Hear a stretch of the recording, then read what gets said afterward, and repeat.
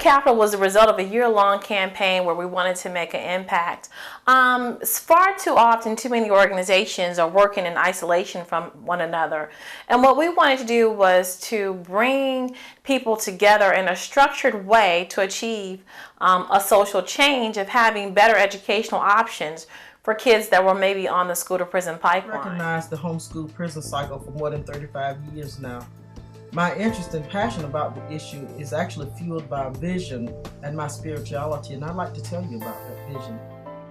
In 1990, I can't tell you whether it was out of body spirit, in body spirit, but in 1990, I won't go through all of it, God showed me in a vision a train that was passing behind my house. It was a freight train. I was doing education advocacy. Some of the young people out here in the audience are some of the folks that I've advocated for who are now adults. And that train, it was a freight train. And inside my home, I was trying to save children. There were children inside of my home, and I was pushing them to the back of my house because I knew that there was some danger. I didn't know what it was, but I knew that there was some danger. And so when my husband came to me and he said, you know, honey, the children need bread. So we left the home and we went to the nearest store, that was a little neighborhood store, to gather bread. As I sat there, my spirit became uneasy, and I decided, let me leave. So I went behind the house, behind the store. When I got behind the store, one of the biggest demons was standing behind that store that you would ever see in your life. The demon spoke and he said, now we can complete our plan. When I got back to my house, you know, I got into the house and I went into the back room where the children were, you know, to find that the children were okay, but happened to look out the window. And when I looked out the window, there was this train, this freight train that was coming. People, I want to tell you that freight train, it was, you ever seen the trains that haul lumber? Mm-hmm. Well, instead of lumber, it was children. Dead children that were piled up on that train. I mean, as high as you could see, and it looked like about 40 or 50 carloads. And all of those children, they were dead, they were naked children. Years later, I asked God, you know, what does that mean? But you know what? I understand very clearly what it means, and it represents the number of children that we have lost. Yes. The number of children that we have lost, hundreds and thousands and thousands and thousands of children across this country that have been lost to the vicious homeschool prison cycle. If that's not enough to move you, then I don't know what is.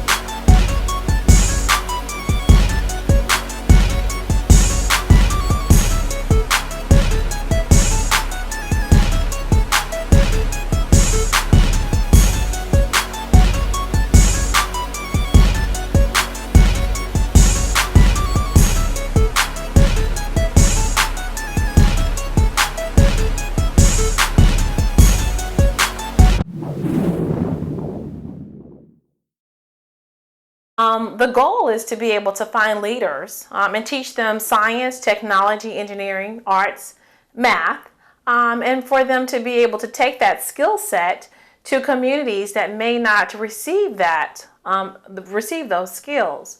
We are in Raleigh, North Carolina, which is a place where there are many opportunities, and as per a recent Forbes magazine, one of the best places to live and work.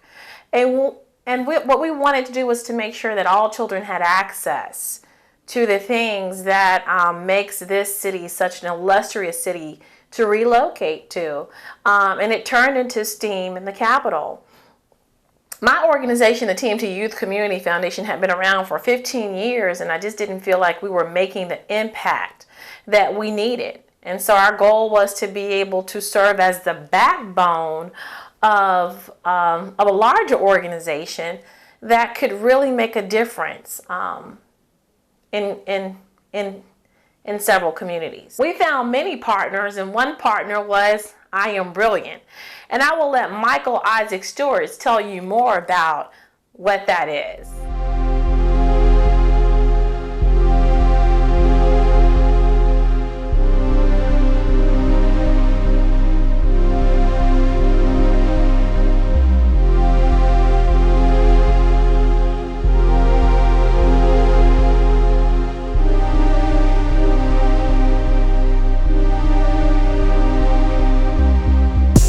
Was combine a message that basically we found out that most people in communities that people say were challenged or adverse, who we want to start entrepreneurial ventures and create their economic prosperity, they tend to never really reflect on what makes them special.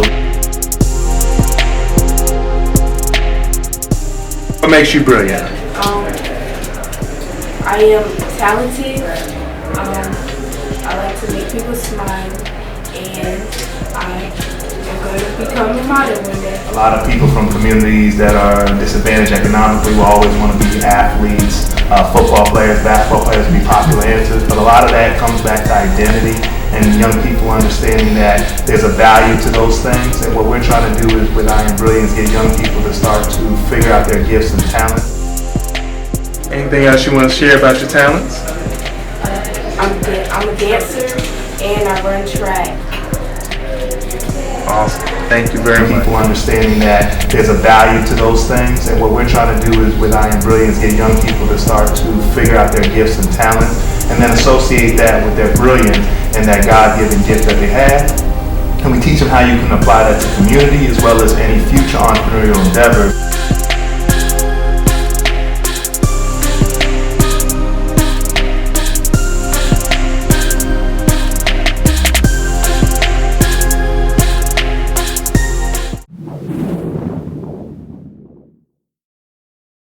Hi, my name is Shaki. My healthy community makes me happy. My name is Anna. Hi, my name is Nahin. Hi, my name is Takia. Hi, my name is Ariana Rogers. My name is Christian. Hi, my name is Wahid. My healthy community makes me feel awesome. Spectacular. My healthy community makes me feel joyful. Makes me feel wonderful. Makes me feel great. The healthy community makes me feel excited.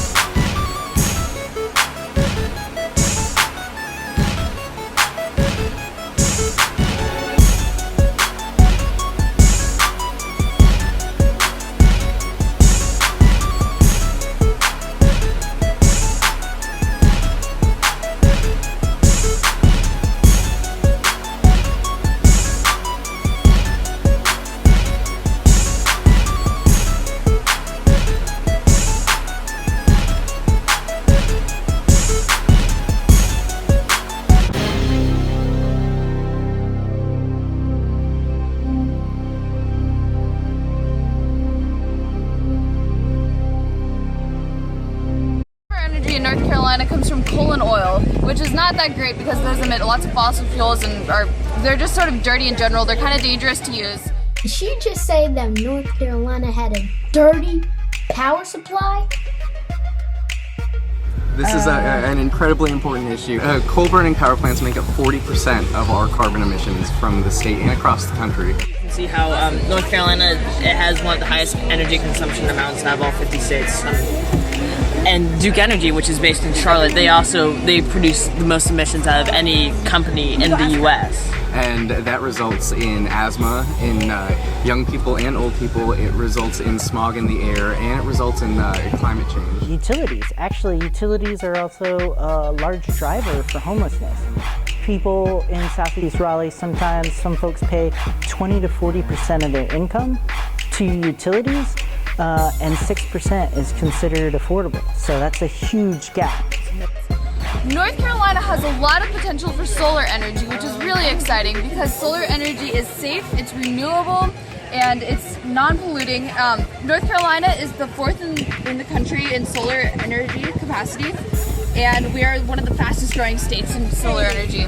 We also have lots of offshore wind potential because our coastline is so long, so that's another renewable, non-polluting energy source that's really, really exciting. It's our biggest push ever in the country to combat the effects or the causes of climate change. Conservation voters are people who are interested in the environment and what happens to the environment, and they believe that the best way to preserve the environment is to vote. Community, IMP, ACT, impact the community. In looking for partners, we could not overlook Bring Back the Village and Driven by Change. These were people who had been, first of all, homegrown, lived here all their lives, and they were doing great things in the criminal justice system, as well as working with kids and bringing back the village, and working with kids on a weekly basis, a monthly basis, church involvement. We'll let Anton tell you more about Driven by Change. My name is Anton Giss. I am CEO of Driven by Change, and I'm here to say Southeast Raleigh still matters. It's a lot of things going on in our community, and we want to be a part of the solution instead of the problem.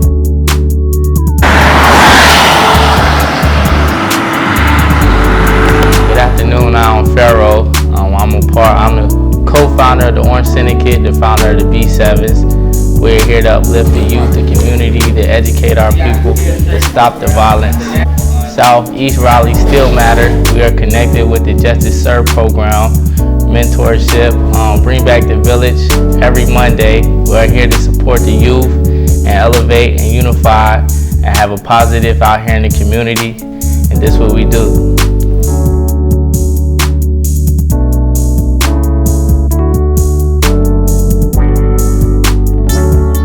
This is Miss Geraldine Alshami, aka Mama G. What you got for us, Mama G? I am the founder and director of Mary Magdalene Ministries, and my work right now is particularly around education. Right now, as you know, there is a lot of talk around discrimination and discipline in public schools. Right now, our school district is beginning to acknowledge that there's race discrimination in our public schools, and is now looking to the community and to within the system to talk about how do we deal with race. We've been working on this issue now for about 8 months, looking at changing the discipline policy, have done some corrections and some suggestions. I'm going to say to the community, if we don't speak now, if we don't open up our mouths now to speak about our children and what is happening to them, why we talk about the school to prison pipeline, but we don't talk about the reasons why the school to prison pipeline exists. We talk about disproportionality in numbers, but what does that really mean? Do we talk about why those numbers are so disproportionate? We talk about disproportionality in students not graduating from high school, but we won't talk about some of the main reasons and some of the foundational pieces for why that is happening. So I just want to encourage people right now. Now is the time to open your mouth. Now is the time to make the sacrifices. Your children are dependent on you. What's on my mind is Southeast Raleigh, and I am giving a shout out to all of Raleigh, to nonprofits, faith-based community members, government agencies, and our politicians to all come together. We are here with Ms. Diana Powell, community activist, community organizer. What's on your agenda, Ms. Powell? Wow, we have a lot. A lot is happening in Southeast Raleigh. As it is just awesome as it continues to come together. We're working towards our Southeast Raleigh Still Matters festival, which is going to be July the 1st. I'm just so thankful for all the organizations and all the other programs and the businesses that are beginning to come out and say they want to be a part of this festival. And the reason why we're having this festival is to send a message to our community, to our leaders, to our politicians, that Southeast Raleigh still matters to us. Even though we see a lot of the gentrification that is going on, the redevelopment, but still there are roots in Southeast Raleigh. And we want to not only remind other people, but remind ourselves that it has to matter to all of us. Our youth, those that are involved in gang activities, the youth that are going through discrimination in our Wake County public school system, everyone still matters. So Southeast Raleigh Still Matters Festival on July the 1st, 2017 is going to be awesome.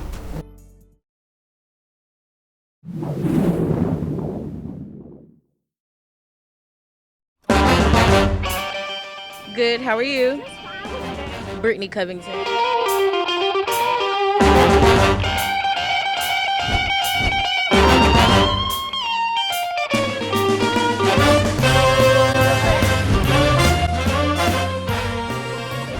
A healthy community to me consists of somewhere where it's safe for the kids to play freely outside with adult supervision, that is.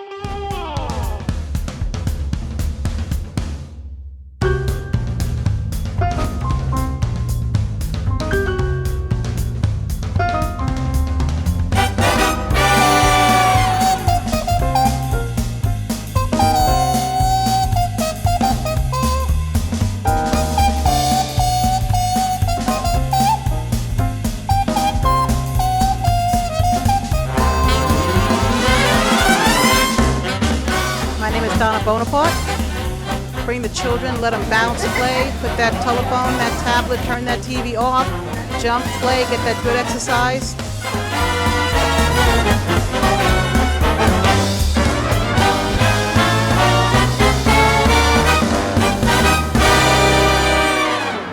Happy Easter!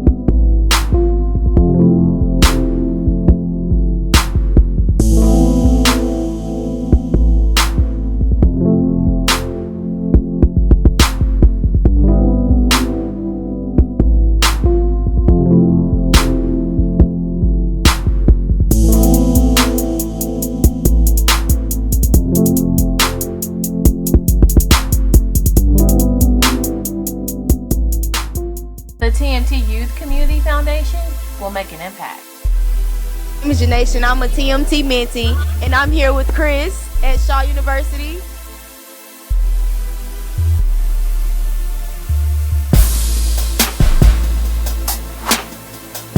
Over the past 2 decades, Raleigh has experienced the 3rd highest job growth and 2nd highest population increase in the country.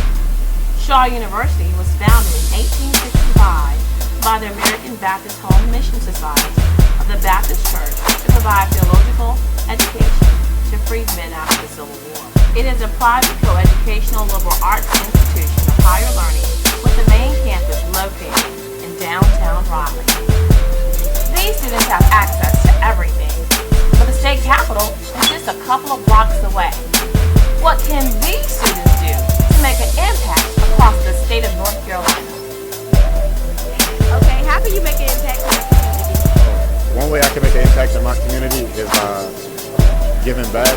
not giving back money-wise, but giving back through time.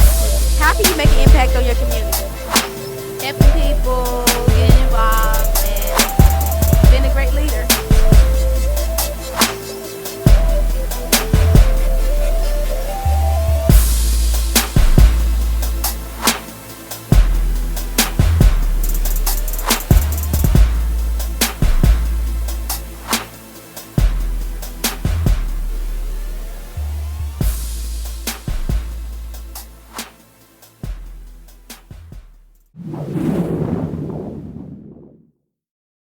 Not realize we need to tap that potential and bring it to light and illuminate it so they can innovate and move forward. That's right. Innovation, moving forward, untapped potential. We have a lot of untapped resources in our community. We knew what had to be done, so we just did it. The community partners came together and put together S.T.E.A.M School in the capital, which lasted for all summer long. We wanted to test out this idea that we could create a school that could concentrate on science, technology, engineering, arts, and math, and make a special place for kids that may have been, that could have been experiencing push out from our school system. We knew our schools needed help, and we wanted to assist them the best way we possibly could. I think Anton Geese said it best. We want to be part of the solution and not the problem. And so, without further ado, the TooMuchTv Youth Community Foundation and our collaborative partners present to you S.T.E.A.M School in the capital.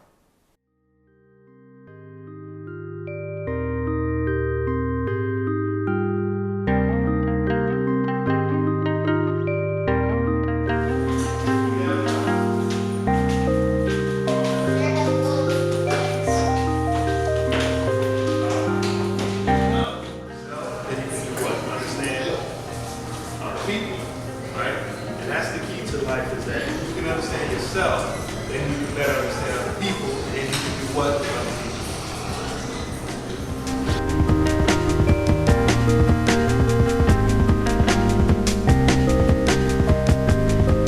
I'm one of the TMT mentees at TooMuchTv, and what architecture is usually just when you sit down, you draw up a floor plan of what you want your building to look like. It could be residential, it could be an apartment building, it could be a skyscraper, or any type of building that you want to build.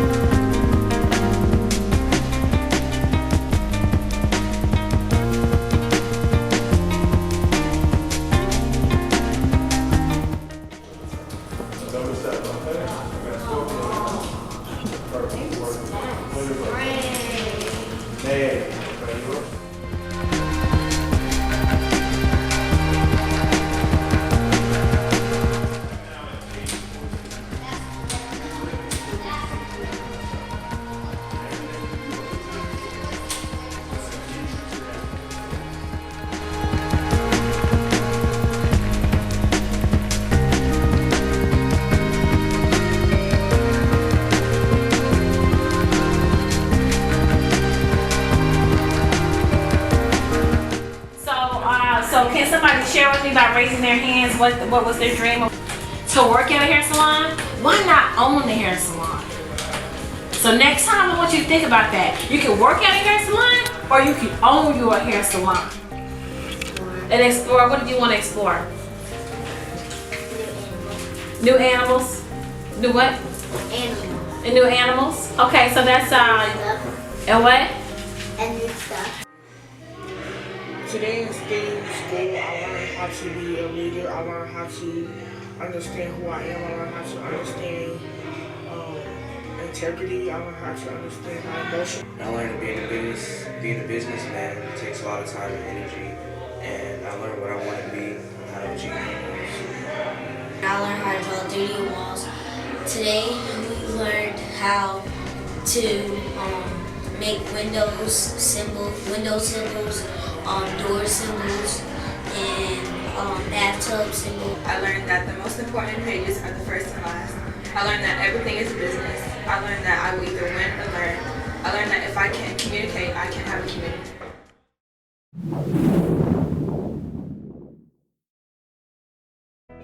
Single Women with Children is an outreach program.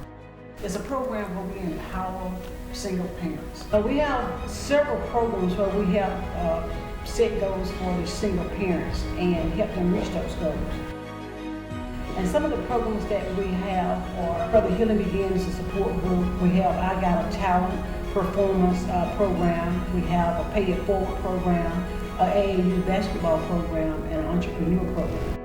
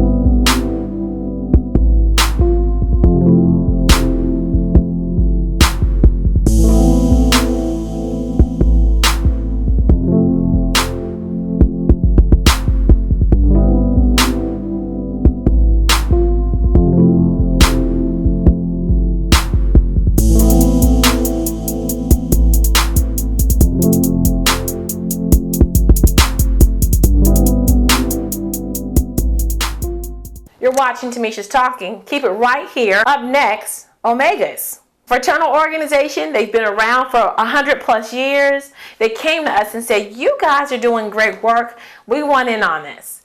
And so we were able to film their 15th annual quiz bowl. You don't want to miss it. Stay tuned.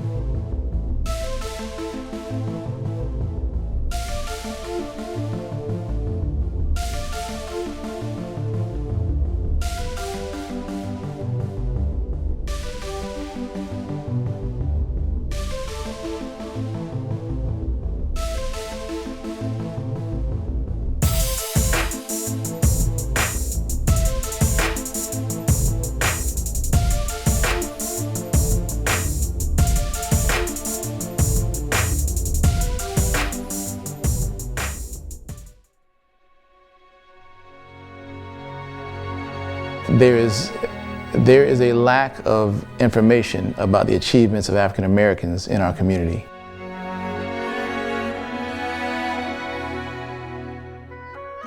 This is an opportunity to get some of that information out there.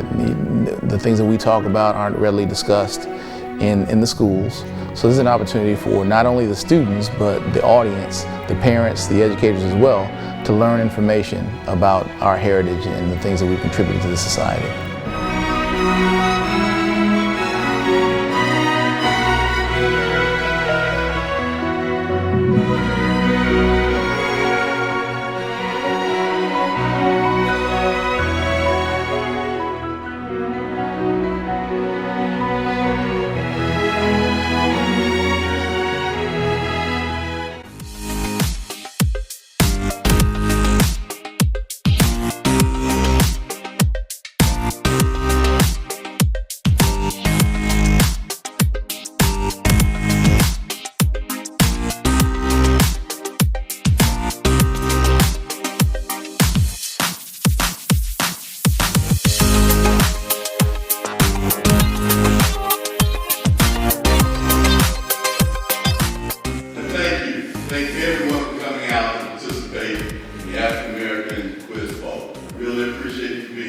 My organization is the Omega Psi Phi fraternity. We were created November 17, 1911 on the campus of Howard University. Currently, I am the president, or what we would call the basileus, of the Iota chapter of the Omega Psi Phi fraternity here in the Raleigh area. The African American History Bowl is one came of concept just on the portion of being able to give African Americans a chance in the school systems to learn about the history. It is African American history, but it is really American history. What we're trying to sell is that our allegiance, our dedication to this country, and what we have offered and given to make this country great. And in that quiz bowl, the children from elementary, middle school, and high school get the opportunity to learn what we have been able to demonstrate and give to this wonderful country that we have. All right, we'll start with the elementary schools. I know you all are excited. And we have the elementary school representing the Royal Community Center. Let you know it's been here. Dwight Coleman has led it into a new facility. We had it on the campus of Shaw University at Esty Hall. And what we've seen is the students and the impact that it has. It has grown from where we had maybe 5 schools total to this time we had pretty close to maybe 25 students or 25 contestants of teams getting together to compete for the prizes that we offer and the opportunity for the high school to go down to the 6th district, which will be in Greensboro, North Carolina in April to compete against North and South Carolina for the championship of the Quiz Bowl. Underwood Elementary, all right, y'all make some noise for them. All right. We got Sterling Montessori. All right.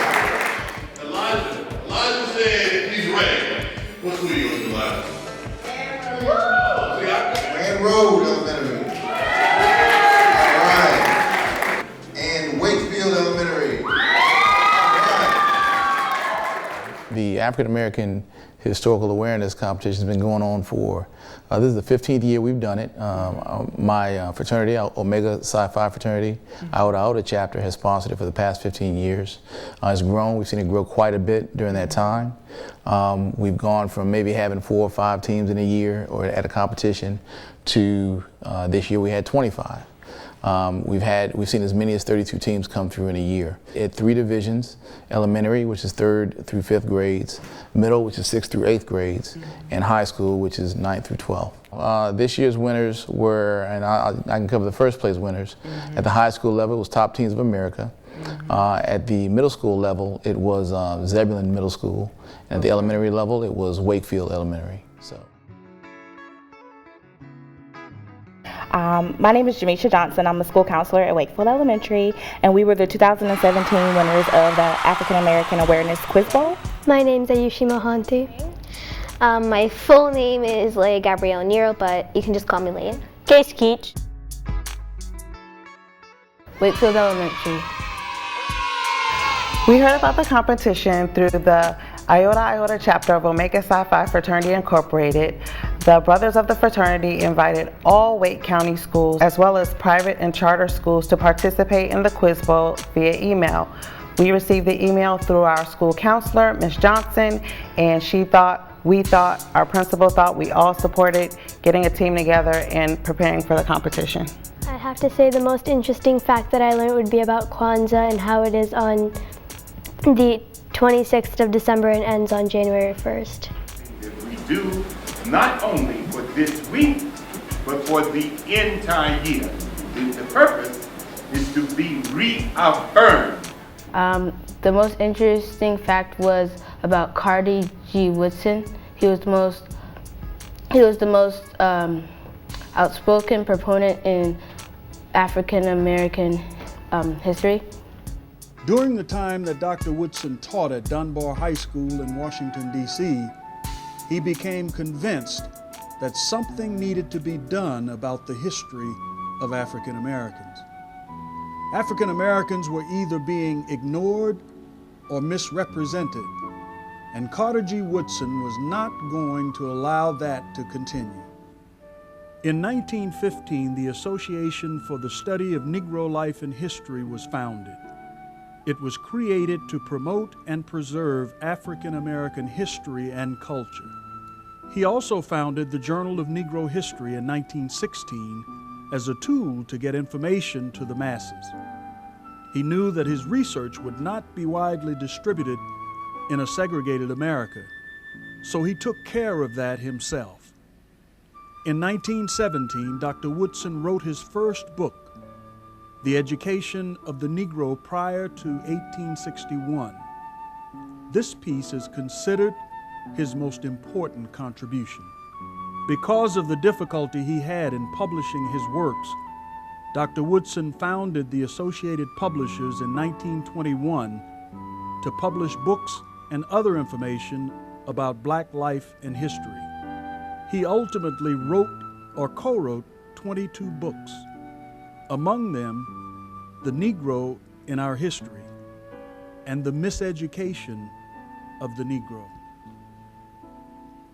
In 1926, Dr. Woodson founded what was called the Negro History Week.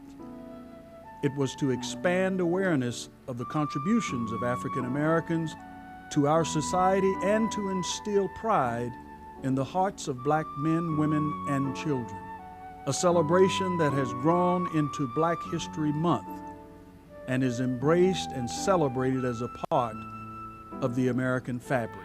African American history is important to all of our students because African Americans have made such great contributions to education, to Wake County, to North Carolina, and to the country. Muhammad Ali famously said that I am America, the part you won't recognize, black, confident, cocky.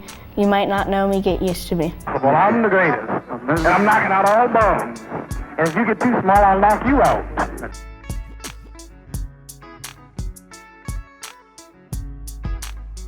We get the packet and we have about a month or so or a little bit less time to work on learning facts. And it is about 75 to 80 facts in the packet, very detailed information, dates, names, contributions. There's even like a paragraph of just information, and you kind of have to decipher what is important.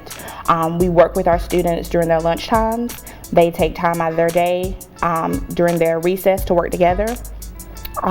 And we kind of quiz them. We go through the facts ourselves, myself and our other coach, Ms. Tane Williams. We thought that it would be great to get our students together to fill in some of the gaps that aren't there in the curriculum and make sure that they can dig deep into the study materials that were provided, learn more about African Americans who have contributed to our society, and then go to the competition and knock it out.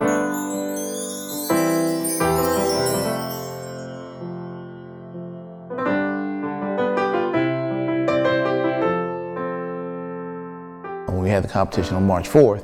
So we started off by welcoming the audience there and all the students and commending them on being there and learning more about our history. And then we go and honor our legends, our local legends. This year we had 3 honorees. They were Brother James Emerson, who was a fellow member of Omega Psi Phi fraternity, as well as Brother J.B. Allen, who's also a member of our fraternity, as well as Dr. Carolyn Grantham Ennis, who was a Shaw graduate, and she's very well known for her work in education in Johnson County.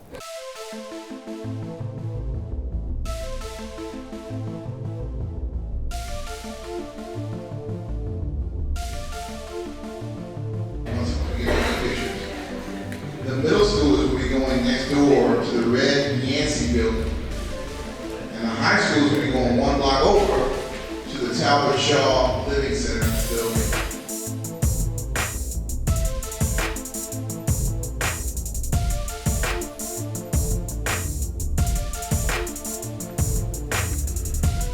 Next question. The correct answer, Uncle Simmons.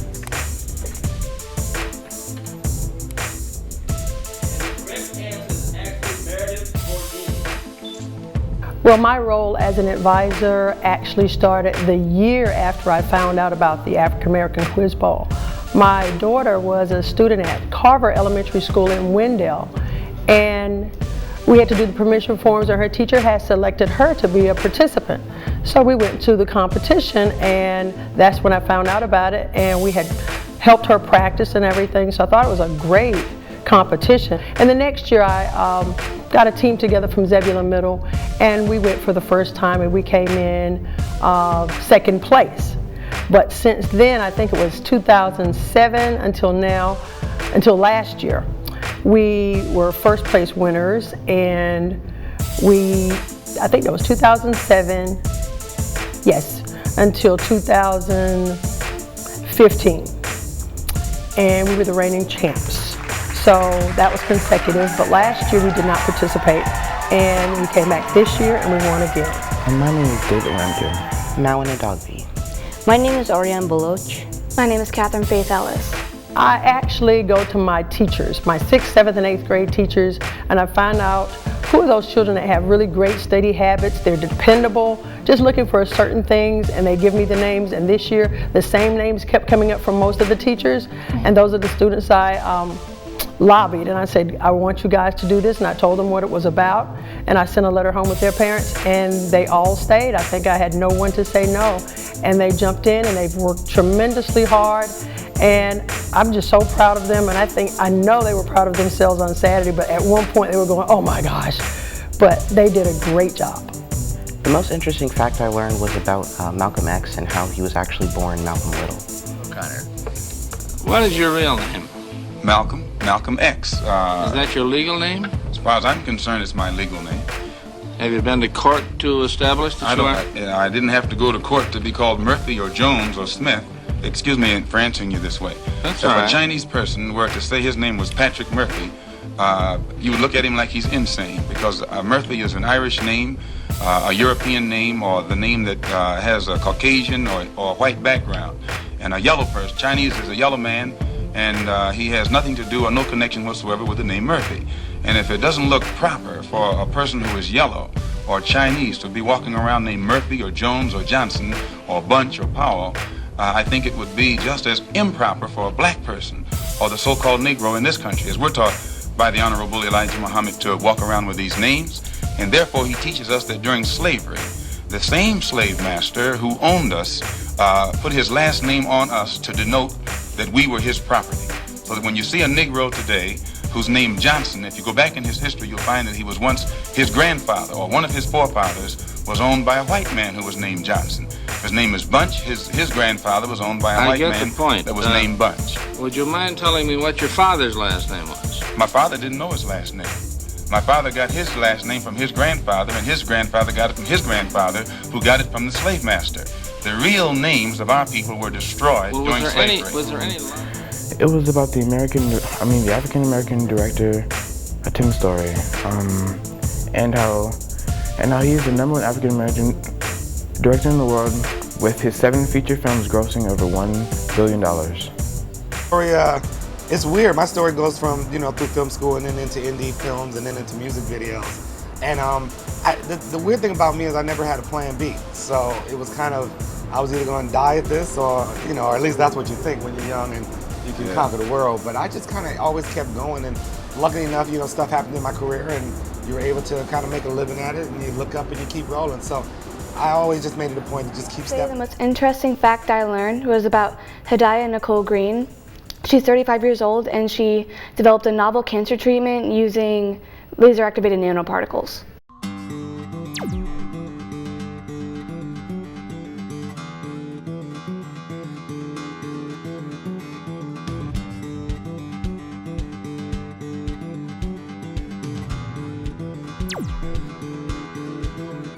We can provide a local therapy just at the site of the tumor. It's like using a spotlight to highlight a whole room versus using a laser pointer in a specific location. I designed it for solid tumors. It's working in mice, and we've demonstrated that after a single 10-minute treatment, there's a 40% reduction of the tumor volume. The other platform that I developed, after a single 10-minute treatment, there's approximately 100% tumor regression over the course of 10 to 15 days. Even though I didn't observe any side effects in mice, we still have to translate it properly for humans. It's not a cure-all.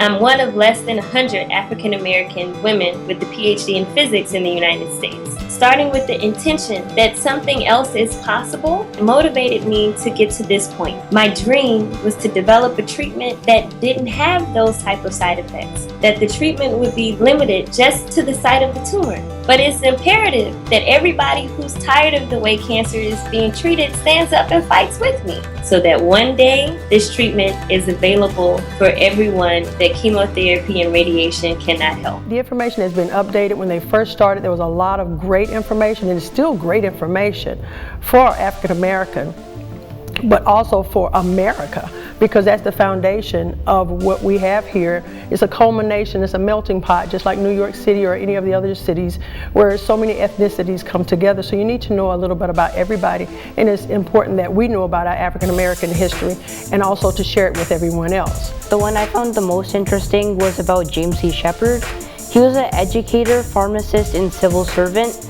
The reason I found him interesting was because before we became Zebulon Middle School, we were James C. Shepard High School. So we live today in a society which asks what sort of government it should have, what sort of life that government should make possible, what provision should be made for the aged and infirm, what should be done with our unemployed, how society should deal with its rebels, its criminals, and lazy members, whether our present economic system distributes employment and profits fairly, by what standards should shape their behavior towards each other, and what each of us should do with those hours of life when we are left to ourselves. At the very beginning, however, we've seen in recent years, in the past 5 years or so, the kids have gotten more bright, and they've become very adept to understanding the competition and how it works, and they've gotten really good at just soaking in that information. It's become much more competitive as the years have gone by.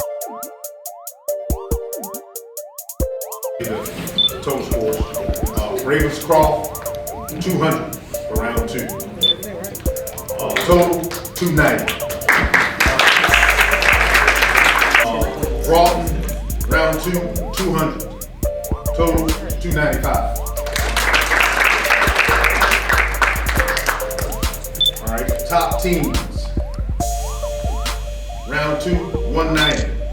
Total, 275. Ladies of America is part of Top Ladies of Distinction. It is an international organization, a service organization. My name is Bonania Jacobs. Christian Judkins. My name is Viviana Mateo. Crystal Griffiths. I've been working with the African American Quiz Bowl since probably 2007. I started working with elementary children, and one of them, which was my daughter, who was in the bowl. And as the years progressed and she grew up, I thought, well, it'd be great for her to participate as middle school and as high school. So I got involved with the upper grade students as well. The most interesting facts would have to be learning about Miss Ginger Howard. She was a golfer, and she turned pro at 17, and that's 1 year younger than me. So she did more in her life than I did. My ultimate goal as a golfer is to become the first African American to win an LPGA event. Ginger Howard from Bradenton, Florida. In 2010, Ginger became the first African American female to compete in the Junior Ryder Cup. Last year, she turned pro. I was actually really interested. It was interesting to find out that Shaw University graduates founded the universities of North Carolina University, Fayetteville State University, and Elizabeth City State University. This is Shaw that produced the founding presidents for North Carolina Central, Elizabeth City State, Fayetteville State, all were Shaw alumni. Even the founder of Livingstone studied here before transferring to Lincoln University. This is Shaw University, where North Carolina A&T State University was an annex located on this campus before it ever moved to Greensboro. I said, this is Shaw University. This is the motherland. So I'd say the most interesting fact would be learning about Judy W. Reed and Miss Good. And so Miss Reed and Miss Good were the first female African Americans to have a patent. And Miss Reed had a patent for the dough knitter and roller, and Miss Good had the foldable bed. Behold, the folding bed. But where did it come from? Meet Sarah Good, born in Utah in 1850. Sarah Good was born into slavery, but she was freed toward the end of the Civil War. Sarah moved from Utah to Chicago and opened a furniture store selling beds, tables, and other objects to the surrounding city dwellers. It didn't take long for Sarah to notice that her customers shared a common problem. With all of their other furnishings, these customers just didn't have enough room in their tiny apartments for a full-sized bed. Many other furniture dealers would have simply decided to order a smaller supply of beds. But Sarah thought there could be another solution: the folding cabinet bed. Sarah designed a dual-use piece of furniture that could function as a rolling writing desk and also a bed. Here's how it works. A series of hinged sections swung open to reveal a hidden bed. These sections moved easily, so it wasn't a hassle to transform the furniture from a bed into a desk or back again. It's not hard to see how this invention could be popular with apartment dwellers pressed for space, but Sarah's success didn't stop there. On July 14, 1885, she became the first African-American woman to acquire a U.S. patent. So many of our students are not aware of their history, and so having the opportunity to learn facts that some known and some not as well known gives them an opportunity to know their history and to be able to be proud of it and to sort of share it with other people. The most interesting fact would be that Allensworth was the first African-American city to be governed by all African-Americans and financed. As an African-American, that's nice to know that we have that power and authority. A lot of people don't know about it. They just happen to stumble across it going up Corcoran Highway 43. Let me see what this place is about. Just 40 miles north of Bakersfield lies a little town many know little about. On the outskirts of Early Mart, Allensworth was founded by Colonel Allen Allensworth in 1908. Colonel Allensworth, born a slave in 1842 in Louisville, he escaped 20 years later to join the Union Army in the Civil War and later became an Army chaplain and retired as a lieutenant colonel, the first African American to reach the rank. He wanted a place where blacks could live free from discrimination, so he bought 800 acres along the Santa Fe rail line and started the first town in California founded, financed, and governed by African Americans. People like George Washington Carver, Frederick Douglass, we found it. It's something that you have to do is keep our young people informed as well as keep them involved in their history. And the way to do that is make sure that we update that information. It's not that our history didn't start with Frederick Douglass and it doesn't end with Simone Biles. So it's continuous. So if we're not updating the information, then we're not given the real history that needs to be told.